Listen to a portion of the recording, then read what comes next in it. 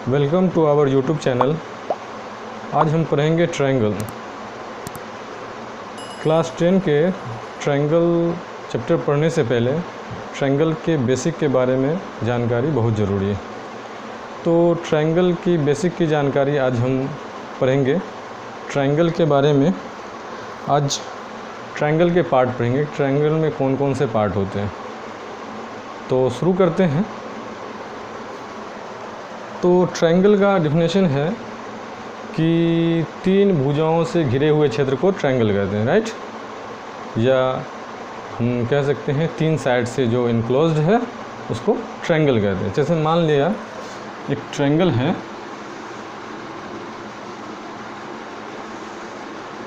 A B C triangle है, जिसमें एक साइड ए बी है, दूसरा साइड बी सी है, तीसरा साइड ए सी है। तो तीन साइड से जो इनक्लोज्ड है, घिरा हुआ क्षेत्र है, उसको हम ट्रायंगल कहते हैं। तो ट्रायंगल में सबसे पहले बात आ गई कि तीन साइड है। तो तीन साइड होते हैं। पहले साइड का नाम हम ए बी दे सकते हैं, दूसरे का बी सी और तीसरे का ए सी। इसको हम उल्टा भी लिख सकते हैं। ए बी को हम बी ए भी लिख सकते हैं, बी सी को हम सी बी भी लिख सकते हैं और ए सी को हम सी ए भी लिख सकते हैं। तो हमने पढ़ा ट्रायंगल में तीन साइड होते हैं। और क्या भाग होता है इसका? इसमें तीन कोण भी होते हैं, एक ये कोण, एक ये कोण और एक ये कोण। तो ट्रायंगल में तीन कोण होते हैं। तो कोण किसको कहते हैं? तो दो साइड के बीच के झुकाव को, दो साइड के बीच के झुकाव को हम एंगल कहते हैं। तो ये हमारा ये साइड और ये साइड के बीच के झुकाव को एंगल कहते हैं। तो तीन एंगल हो गया, angle A, angle B, angle C. Angle A को हम B A C, angle B A C. Angle कैसे बना? ए बी से ए पे गया और सी पे गया। यहाँ बी है, ए है, सी है। तो ये एंगल बनाने के लिए हमको कहाँ से जाना पड़ेगा? बी से सी पे या सी से बी पे। तो इसको हम बी ए सी भी कह सकते हैं और एंगल सी ए बी भी कह सकते हैं। उसी प्रकार एंगल बी को हम ए बी सी भी कह सकते हैं। एंगल ए बी सी जो बीच में रहता है वही उसका नाम होता है। इसका नाम सी बी ए भी हो सकता है। जैसे बीच में ए है, बीच में ए है, एंगल ए को हम एंगल बी ए सी और एंगल सी ए बी भी कह सकते हैं। उसी प्रकार एंगल बी को हम एंगल ए बी सी और एंगल सी बी ए कह सकते हैं। फिर उसी तरह एंगल सी को हम क्या कह सकते हैं? A C B, angle A C B और एंगल बी सी ए। तो हमने जाना कि ट्रायंगल में तीन भुजा होता है, तीन साइड होते हैं और तीन एंगल होते हैं। तो 6 भाग हुआ। और ये जो हमारा वर्टेक्स, तीन वर्टेक्स भी होते हैं जिसको शीर्ष कहते हैं हिंदी में।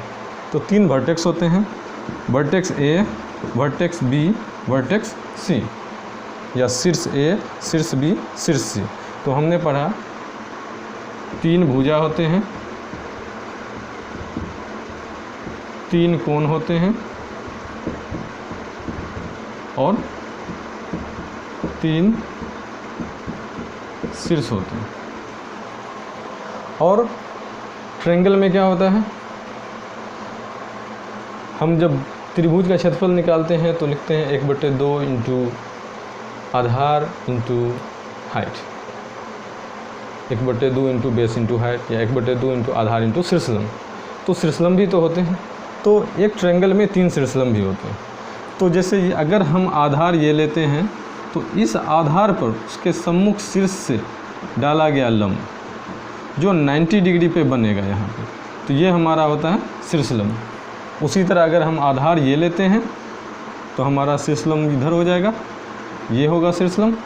और अगर आधार ये लेते हैं तो हमारा शीर्षलंब ये होता है। ठीक।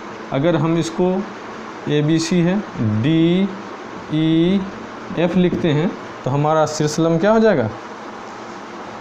हमारा शीर्षलंब हो जाएगा ए डी,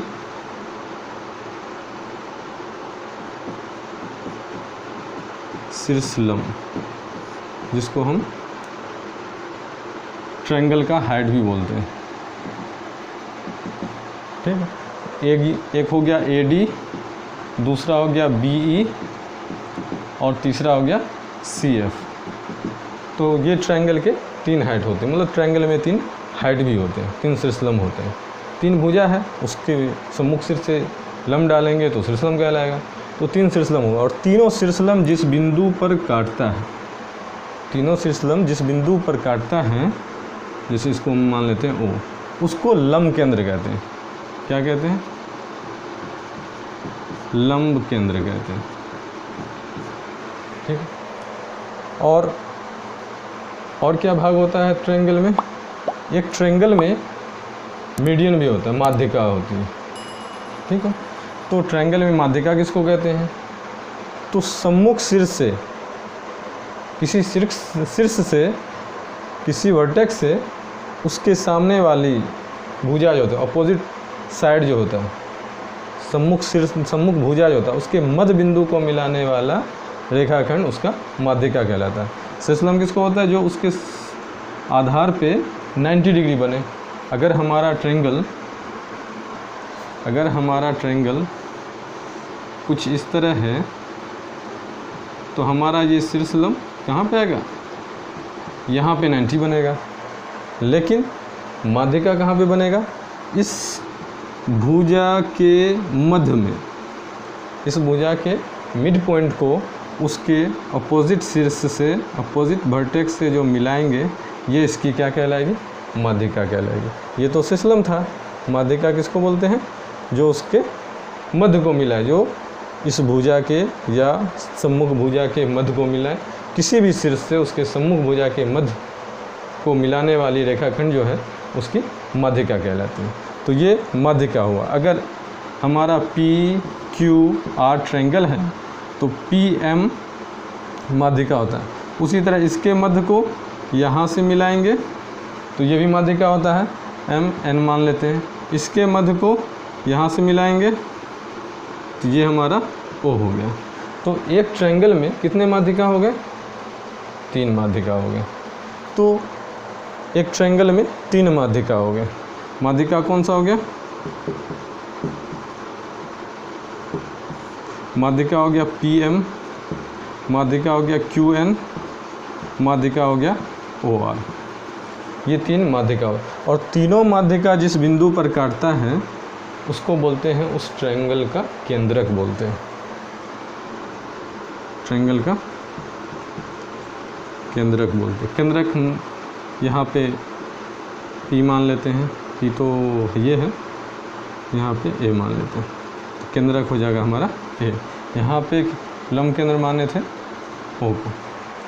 तो हमने पढ़ा एक ट्रायंगल में 3 भुजा होता है, 3 कोण होता है, 3 शीर्ष होता है। उसके बाद 3 शीर्षलंब भी हो जाएगा, 3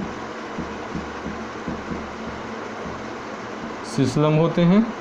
और क्या होते हैं? 3 केंद्रक भी होता है।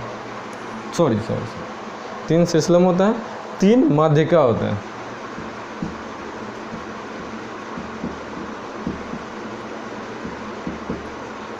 तो हमने पढ़ा, हमने समझा एक ट्रायंगल में 3 भुजा, 3 कोण के बारे में, 3 शीर्ष के बारे में, 3 शीर्षलंब के बारे में, 3 माध्यिका के बारे में, और किसके बारे में जाना? लंब केंद्र के बारे में। और किसके बारे में जाना? केंद्रक के बारे में। तो ये बहुत इम्पोर्टेंट है। जब हम त्रिभुज चैप्टर शुरू करेंगे तो उसमें हमको कोण, भुजा, शीर्षलंब की बात आएगी, माध्यिका की बात आएगी, तो फिर वहाँ पे हमको समझने में दिक्कत नहीं होगी। तो और सीखते हैं। अब हम जानेंगे त्रिभुज के बारे में और चीज़ें। त्रिभुज में आधार क्या होता है, सम्मुख कोण कौन सा होता है, सम्मुख भुजा कौन सी होती है। मान लेते हैं कोई एक त्रिभुज, ठीक है, त्रिभुज A, B और C। ये एक त्रिभुज है ABC। तो इसमें एक भुजा कोई भी ले लेते हैं, जैसे AB एक भुजा ले लेते हैं। AB एक भुजा है, इसके सम्मुख शीर्ष कौन से होंगे या सम्मुख कौन सा होगा? तो AB भुजा है, तो हमारा ए आ गया, बी आ गया, इसमें ए भी है बी भी है, बच कौन गया? सी। तो सी इसका हो जाएगा सम्मुख, सी हो गया इसका अपोजिट, तो अपोजिट एंगल इसका हो जाएगा सी। तो एंगल सी इसका सम्मुख कोण हो गया, सम्मुख कोण मीन्स अपोजिट एंगल हो गया। फिर अगर हमारा BC है तो BC इसका सम्मुख कोण कौन सा हो जाएगा? ए। कोण B तो सम्मुख नहीं हो सकता, ये C सम्मुख नहीं हो सकता, जो सामने वाला, अपोजिट में जो सामने वाला, सम्मुख में जो सामने वाला कोण है। तो BC के सामने का कोण हो जाएगा कोण A, सम्मुख कोण हो जाएगा। उसी तरह AC का सम्मुख कोण क्या हो जाएगा? AC के सामने जो है कोण B हो जाएगा इसका सम्मुख कोण। उसी तरह सम्मुख भुजा जानते हैं, सम्मुख भुजा किसको कहते हैं? कोई भी एक कोण ले लेते हैं। अब जैसे कोण A देंगे, कोण A का सम्मुख भुजा, तो कोण A को एक भुजा ये बनाया, एक भुजा ये बनाया, ये दोनों भुजा A से जाके मिलता है, तो वो उसका सम्मुख नहीं हो। जो A को छोड़ करके, जिसमें वैसा भुजा जिसमें ये A शामिल ना हो, वो A का सम्मुख भुजा होगा। जैसे तो एंगल A का सम्मुख भुजा BC हो जाएगा। उसी तरह एंगल B का सम्मुख भुजा AC हो जाएगा, जो सामने की भुजा है। एंगल B का सम्मुख भुजा AC है, और एंगल C का सम्मुख भुजा AB है। एंगल C का सम्मुख भुजा AB है। तो हम पर समझ गए सम्मुख कोण किसको कहते हैं, सम्मुख भुजा किसको कहते हैं। अगले वीडियो में पढ़ेंगे ट्रायंगल के प्रकार, और सब ट्रायंगल के प्रकार की प्रॉपर्टी पढ़ेंगे। ठीक है, तो आज के लिए इतना ही, फिर मिलते हैं नेक्स्ट वीडियो में।